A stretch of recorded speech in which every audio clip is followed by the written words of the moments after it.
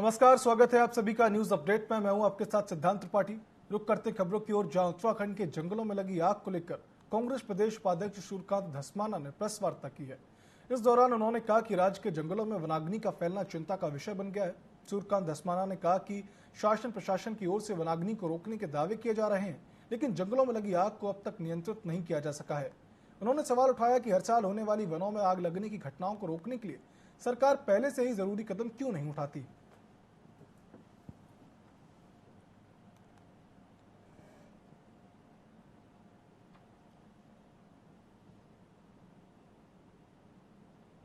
मंडल में भी और गढ़वाल मंडल में भी, नैनीताल में, अल्मोड़ा में, चंपावत में, पिथौरागढ़ में, पौड़ी में, बागेश्वर में, उत्तरकाशी और टिहरी में भी है।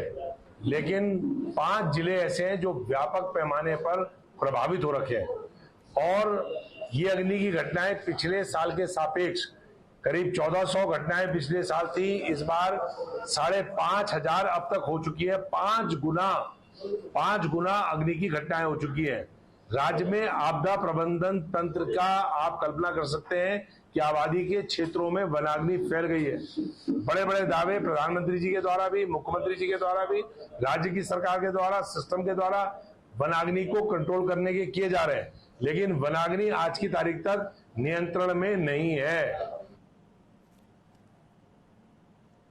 उत्तराखंड में लोकसभा चुनाव के मतदान के बाद अब निकाय चुनाव को लेकर सरगर्मियां तेज हो चुकी हैं। माना जा रहा है कि 15 मई से पहले 99 नगर निकायों में चुनाव के लिए अधिसूचना जारी हो सकती है।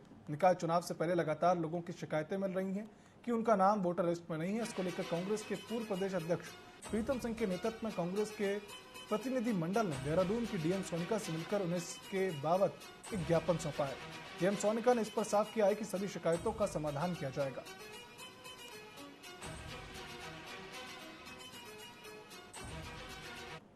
हमारा भी दायित्व बनता है कि समय समय पर जब वोटर लिस्ट प्रकाशित होती है और जब वो वोटर लिस्ट हमारे सम्मुख आती है तो उसमें जो अनियमितताएं होती है उस अनियमितता को दूर करने के लिए हम प्रशासन से कहेंगे।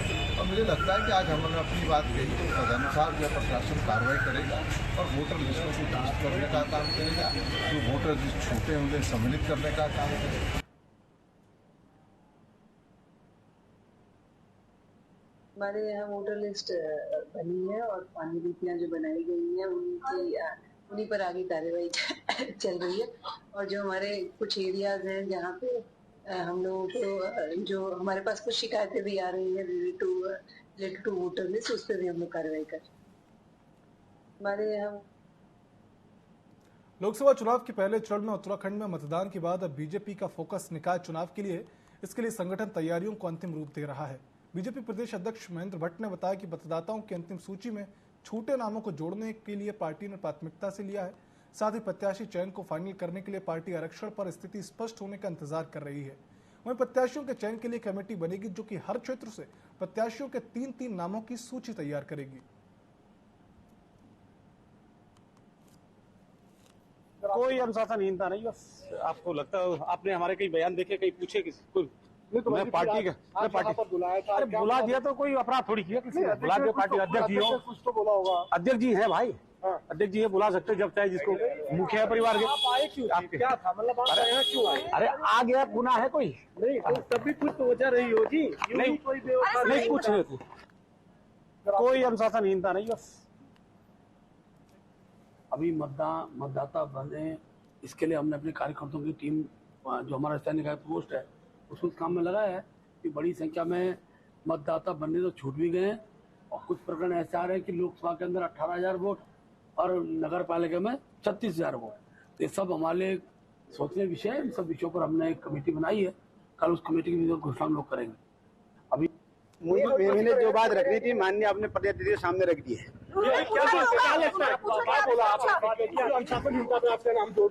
मैंने कहीं कोई अनुसंधान नहीं है। बस क्या कहना चाहेंगे सर, जो ये मामला सामने आया उसको लेकर आपको क्या पहले? इसमें मैंने जो कहना था पहले ही कह दिया है, अब कोई बता नहीं उसमें कहने के लिए। 10 मई से उत्तराखंड में 4 धाम यात्रा शुरू हो रही है और पिछले साल की बात करें तो 4 धामों में शुरू की गई वीआईपी शुल्क व्यवस्था से बीकेटीसी को 1.55 करोड़ रुपए की आय प्राप्त हुई थी और इस बार भी पिछले वर्ष की तरह वीआईपी दर्शन के लिए शुल्क रखा गया है। दरअसल केदारनाथ और बद्रीनाथ धाम में पूजा पाठ की व्यवस्था BKTC के माध्यम से की जाती है। यात्रा के दौरान केदारनाथ और बद्रीनाथ धाम में आम श्रद्धालुओं के साथ ही प्रोटोकॉल के अनुसार VIP भी दर्शन के लिए पहुंचते हैं, जिसको लेकर पिछले वर्ष की तरह इस बार भी BKTC द्वारा तैयारी की गई है।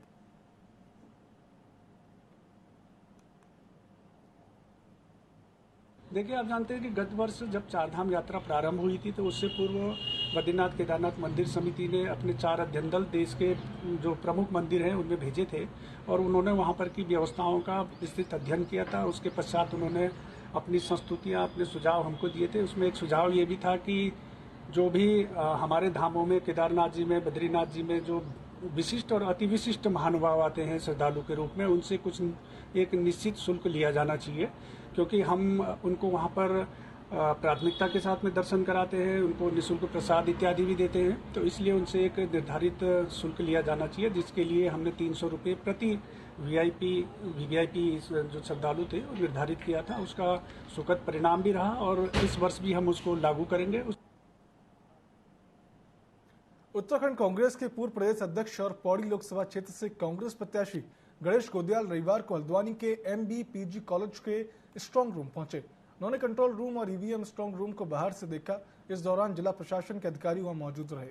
पत्रकारों से बातचीत करते हुए गणेश गोदयाल ने कहा कि मैंने चुनाव आयोग में शिकायत की थी कि बिल्डिंगों की सुरक्षा बाहर से की जानी चाहिए, मगर उनका कहना था कि सुरक्षा अंदर गैलरी में होगी। अगर ऐसा है तो गैलरी में प्रतिनिधियों के रहने की व्यवस्था होनी चाहिए। आगे उन्होंने कहा कि उत्तराखंड की जनता ने बदलाव के लिए वोट किया है और ऐसे में कांग्रेस उत्तराखंड की 5 लोकसभा सीट जीतेगी।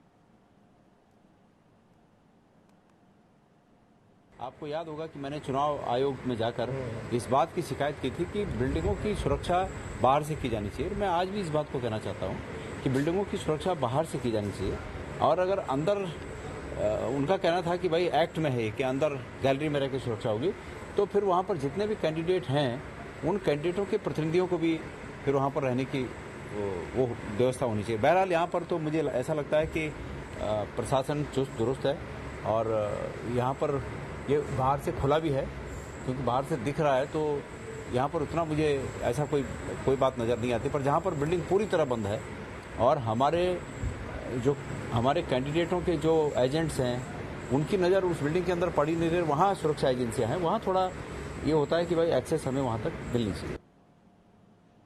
भीषण गर्मी के चलते लगातार आ रही पेयजल किल्लत को देखते हुए जिलाधिकारी वंदना सिंह ने हल्द्वानी शहर के वॉशिंग सेंटरों पर रोक लगाई है, लेकिन इसके बावजूद भी लगातार पेयजल का वाहन भी धुलाई में प्रयोग की शिकायतें मिल रही हैं। डीएम के निर्देश पर सिटी मजिस्ट्रेट AP वाजपेयी के नेतृत्व में जल संस्थान की टीम ने 42 सर्विस सेंटरों में ताबड़तोड़ छापेमारी की।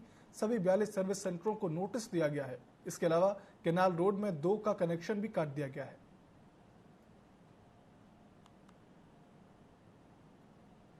काल को देखते हुए अभी चूंकि पेयजल संकट की स्थिति उत्पन्न हुई है तो उसको देखते हुए कुछ गतिविधियों पर रोक लगाई गई है, जिसमें जितने भी वॉशिंग सेंटर हैं, सर्विस सेंटर हैं जो कार वॉश करते हैं, इसके अलावा जिसमें निर्माण कार्य हाल फिलहाल में जो शुरू हुए हैं उन पर रोक लगाई गई है।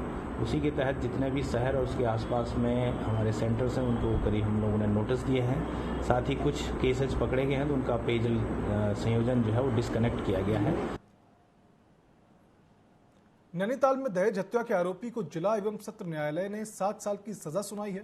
दरअसल 16 जनवरी 2018 को आरोपी ने अपनी पत्नी तमन्ना का गला दबाया और फिर उसे खाई में फेंक दिया, जिसके चलते तमन्ना की मौत हो गई। उसके बाद युवती के परिजनों ने आरोपी के खिलाफ मामला दर्ज करवाया था। फिलहाल कोर्ट के आदेश के बाद आरोपी सद्दाम को जेल भेज दिया गया है।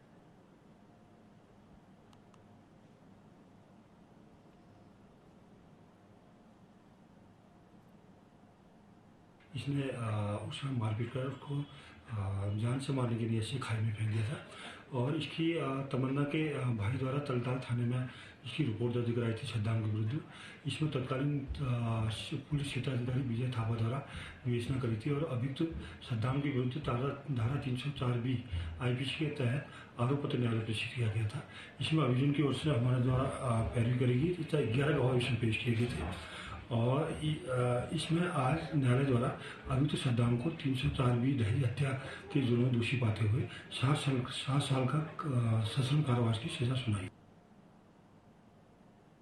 उत्तराखंड के बाजपुर में फायरिंग की घटना के 3 आरोपियों को पुलिस ने गिरफ्तार किया, जिनके कब्जे से पुलिस ने घटना में प्रयोग किया गया तमंचा भी बरामद किया है। दरअसल रविवार को बन्नाखेड़ा चौकी क्षेत्र के कोसी नदी में खनन को लेकर गुलजारपुर और गोबरा गांव के लोगों में विवाद हो गया था। जब विवाद इतना बड़ा कि एक पक्ष ने फायरिंग शुरू कर दी। मारपीट के दौरान 5 लोग घायल हो गए थे। वहीं मामले की जांच में जुटी पुलिस ने 3 आरोपियों को धर दबोचा। वहीं फरार आरोपियों की तलाश अभी भी जारी है। ये कल भाजपुर थाना क्षेत्र के अंतर्गत जो हमारा बन्नाखेड़ा चौकी है, बन्नाखेड़ा चौकी का क्षेत्र और प्लस हमारा कुंडेश्वरी चौकी का क्षेत्र जो कि दावका के अंतर्गत आता है, जो रामनगर वन प्रभाग का क्षेत्र है।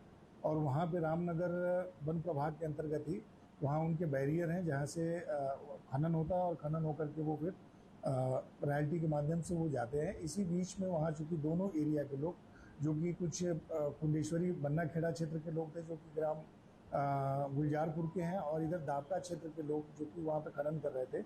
इसी बात पे इनकी आपस में लड़ाई हुई और लड़ाई होने के बाद फिर वो लड़ाई बढ़ गई। 3 लोगों को जिनके नाम क्रमशः गुरचरण सिंह, मंजीत सिंह और जगमोहन है, इनको हमने अरेस्ट कर लिया। वीडियो में जिस व्यक्ति के हाथ में तमंचा है उसको गिरफ्तार करने में हमको जगमोहन को सफलता मिली है। अन्य जो अभियुक्त हैं उनको भी हमारे द्वारा शीघ्र गिरफ्तार किया जाएगा।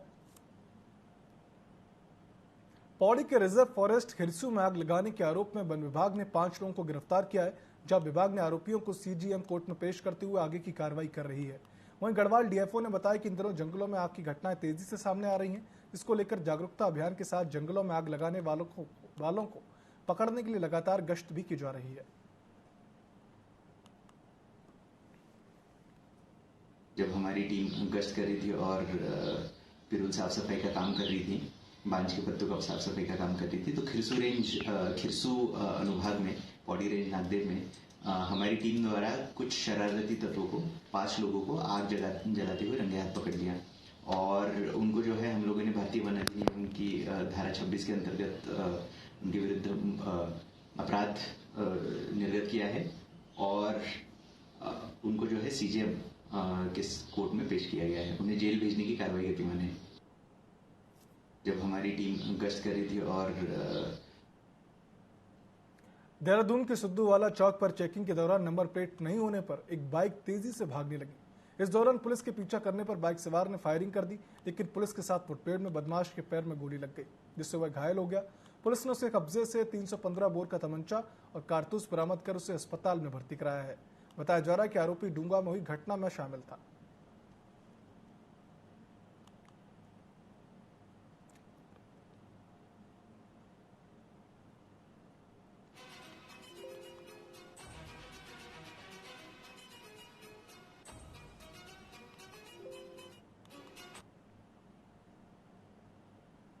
रुड़की के लनौरा पहुंची विजिलेंस की टीम ने ऊर्जा निगम की टीम के साथ अकबरपुर, डाडेकी, हरजौली जट और घोशीपुरा गांव में छापेमारी की, जिसमें आधा दर्जन से अधिक लोग बिजली चोरी करते हुए पकड़े गए।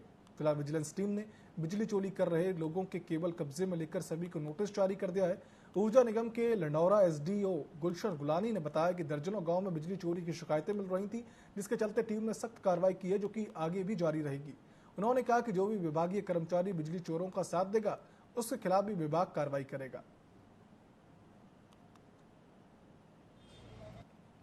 हमने कहा ये 20 से 25 लोगों को चेकिंग की गई और उसमें 6 लोगों को बिजली चोरी करते हुए पकड़ा और एक को अनऑथराइज्ड प्रयोग करते हुए पकड़ा। जी हाँ, इसमें चेकिंग रिपोर्ट भर दी गई है और इसे राजस्व अनुभाग को भेजा जा रहा है हमारे, और वहाँ से जो राजस्व निर्धारण की प्रक्रिया होगी पहले से काफ़ी होती रही है और लगातार हो रही है। इसमें लगातार विद्युत विभाग द्वारा भी छापेमारी की कार्रवाई की जाती रही है समय समय पर, और लोगों को मोटिवेट भी किया जा रहा है कि वे विद्युत चोरी ना करें। लेकिन इसके बावजूद विद्युत चोरी जो है लोगों को इस बात में जागरूक होना पड़ेगा। उत्तराखंड के नैनीताल जिले में बीते 3 दिनों से जंगलों में आग का तांडव देखने को मिल रहा है। शनिवार को मुख्यमंत्री धामी ने हल्द्वानी पहुंचकर उच्चाधिकारियों के साथ बैठक भी की थी। इसके बाद सोमवार सुबह से एनडीआरएफ की 15 बटालियन के 40 जवान प्रभावित स्थल पर पहुंचकर आग बुझाने में जुटे हुए हैं। डीएफओ चंद्रशेखर जोशी ने बताया कि राज्य सरकार की तरफ से उन्हें पूरी मदद की जा रही है। टीम को कई टुकड़ियों में बांटा गया है, जो कि वनाग्नि को बुझाने में जुटे हुए हैं।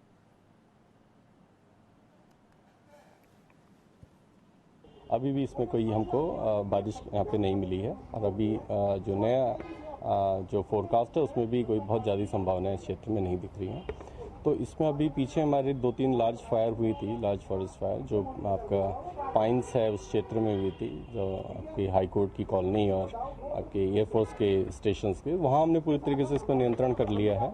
आज जो हमारी एक्टिव फायर है वो बेसिकली महेश खान वाला जो हमारा भवाली का क्षेत्र है तो उसमें है, और इसमें हमको अभी पूरा गवर्नमेंट से पूरा सपोर्ट मिल रहा है।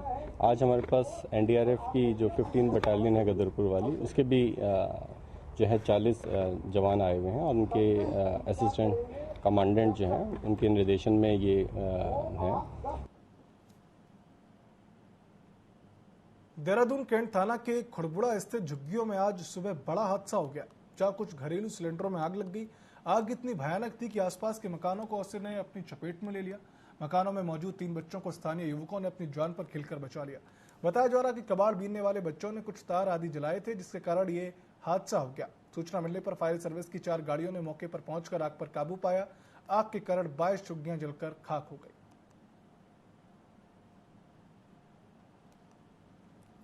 घर में आग बुता था, पता नहीं कैसे लग गया, पता ही नहीं चला।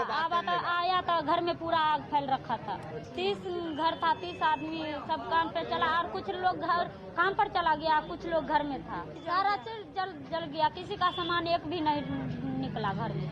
15-20 परिवार यहाँ पर रहते हैं, सब श्रमिक हैं, मजदूरी करने वाले लोग हैं, गरीब लोग हैं और कच्चे मकान थे, टीन के मकान थे, उसमें आग लग गई और आग फैल गई। आग फैलने के कारण पूरा जो एक कैंपस है जिसमें ये 15-20 झोपड़ी टाइप मकान थे, वहाँ आग लग गई। आग लगने की सूचना के बाद यहाँ लोगों ने सूचना जब दी तो फायर ब्रिगेड यहाँ पर पहुंची और फायर ब्रिगेड ने बड़ी मशक्कत की। यहाँ के स्थानीय जो लोग हैं, यहाँ पूरे नौजवान यहाँ के मोहल्ले के, उन्होंने यहाँ पर बड़ी मशक्कत करके अपनी कोशिश करी आग बुझाने की। चंपावत जिले में गर्मी बढ़ने के साथ ही आग की घटनाएं भी बढ़ने लगी हैं। जिले भर में बीते 2.5 माह में 52 आग की घटनाओं में 51.24 हेक्टेयर जंगल जलकर खाक हो गया। वन विभाग की ओर से लगातार आग की घटनाओं पर अंकुश लगाने का प्रयास किया जा रहा है, लेकिन आग की घटनाएं कम होने का नाम नहीं ले रही। सोमवार को भी जिले के विभिन्न क्षेत्रों में आग की घटनाएं देखने को मिली। आग लगने से क्षेत्र में धुआं फैला हुआ है। अब जंगलों की आग गाँव की ओर भी बढ़ने लगी है। जिले के पाटी ब्लॉक के 2 आवासीय मकान भी आग की भेंट चढ़ गए। आग लगने से पेड़ पौधे और कीट पतंगों की जलकर मौत हो रही है।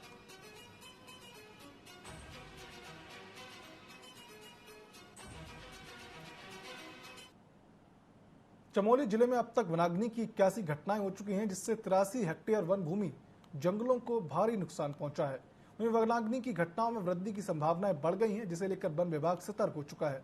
वन विभागों ने ग्रामीणों के सहयोग से जगह जगह गोष्ठी आयोजित कर लोगों को वनाग्नि की घटनाओं को रोकने की अपील के साथ वनों को आग से बचाने और आग से होने वाले दुष्प्रभाव की जानकारी दी जा रही है। वहीं प्रभागीय वन अधिकारी ने बताया कि इस वर्ष जिले में अब तक वनाग्नि की 81 घटनाएं हो चुकी है। आग लगाने की घटनाओं में शामिल 8 लोगों के खिलाफ मामला भी दर्ज किया है। चमोली जनपद में कुल 81 घटनाएं हुई हैं, जिसमें लगभग 83 हेक्टेयर वन भूमि प्रभावित हुई है। हमारे द्वारा सर चमोली जनपद में कुल 106 कुएं हैं, जिसमें 407 विभागीय कर्मचारी कार्यरत हैं। वह उन क्रूज स्टेशनों में 286 फायर वाचर कार्य, जो भी फायर वाचर हैं वो लगातार फील्ड में मूवमेंट कर रहे हैं। हर क्रूज स्टेशन में लगभग 2-3 क्रूज स्टेशनों में वाहन भी उनको उपलब्ध कराए गए हैं और सारे संसाधन भी हमने उनको उपलब्ध कराए हैं। और इसके साथ साथ हमने जिला प्रशासन से भी फायर को रोकने के संबंध में अपील की है और साथ में उनसे सहयोग भी। चंपावत में नोएडा से पिथौरागढ़ सेना का सामान लेकर जा रहा कैंटर का ब्रेक फेल होने से दुर्घटनाग्रस्त होकर वह सड़क में पलट गया। बताया जा रहा है कि क्रैश बैरियर के चलते सैकड़ों फुट गहरी खाई में गिरने से वह बच गया। हादसे में कैंटर में सवार 7 लोग घायल हो गए। वहीं कैंटर गिरने की आवाज सुनकर भाजपा युवा मोर्चा मंडल महामंत्री और अधिकारी घटनास्थल पर पहुंचे और कड़ी मशक्कत के बाद कैंटर में फंसे सभी 7 लोगों को सुरक्षित बाहर निकालकर अस्पताल में भर्ती कराया गया।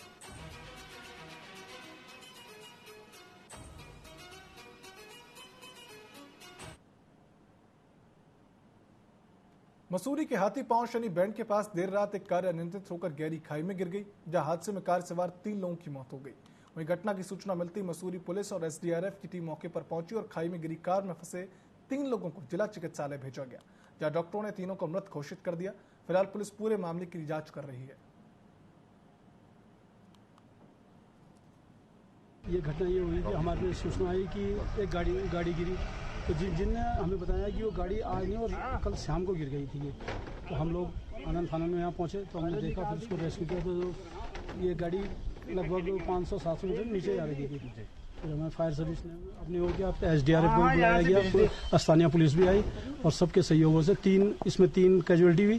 तीनों कैजुअलिटी को निकाल दिया गया SDRF की मदद से भी और हमारी फायर सर्विस की मदद से भी, जो जिन्हें हमने एम्बुलेंस के माध्यम से इन्हें जिला हॉस्पिटल भेज दिया। भोपाल एयरपोर्ट को बम से उड़ाने की धमकी मिली है। गांधीनगर पुलिस ने अज्ञात आरोपी के खिलाफ FIR दर्ज कर लिया है। दरअसल भोपाल सहित अन्य राज्यों में बने एयरपोर्ट को बम से उड़ाने की धमकी ईमेल के माध्यम से भोपाल एयरपोर्ट की साइट पर आया था।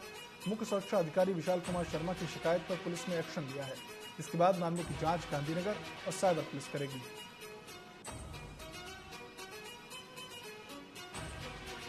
ये हम बात कर रहे थे भोपाल एयरपोर्ट की, जहां पर भोपाल सहित अन्य राज्यों में बने एयरपोर्ट को बम से उड़ाने की धमकी मिली थी। आपको बता दें कि भोपाल एयरपोर्ट को बम से उड़ाने की धमकी मिली थी। गांधीनगर पुलिस ने अज्ञात आरोपी के खिलाफ FIR दर्ज कर ली है।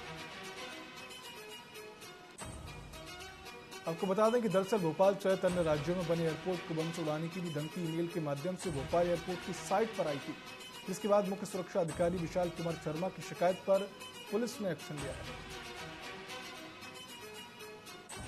अधिक जानकारी के लिए हमारे साथ भोपाल से संवाददाता GS ठाकुर जुड़ चुके हैं। GS, ये जो पूरा मामला है ये किस प्रकार से रहा? भोपाल की साइट पर, एयरपोर्ट की साइट पर ये जो ईमेल आया, इसके बाद क्या एक्शन लिया गया और क्या कुछ रहा अभी?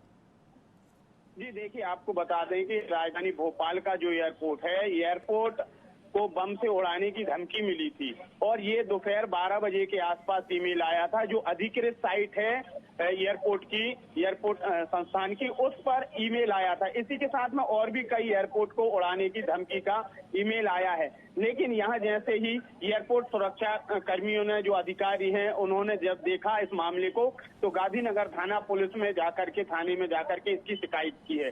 जो मुख्य अधिकारी हैं, मुख्य अधिकारी की शिकायत पर गांधीनगर पुलिस ने मामला दर्ज किया है। हालांकि अज्ञात आरोपी के खिलाफ में ये मामला दर्ज किया गया है।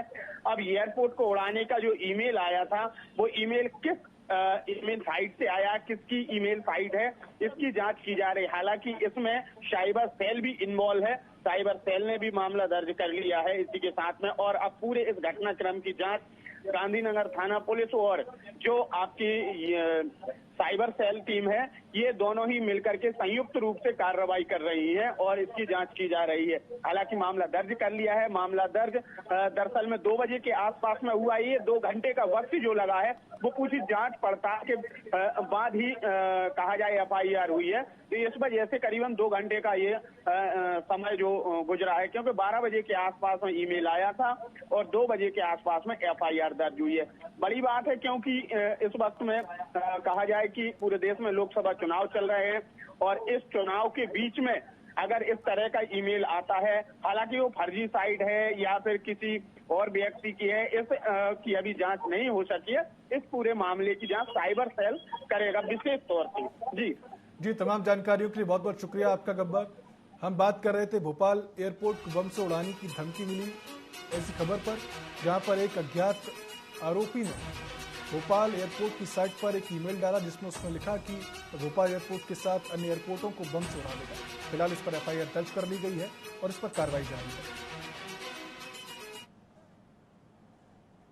न्यूज अपडेट में फिलहाल इतना ही। अब देखते रहिए TV24। नमस्कार।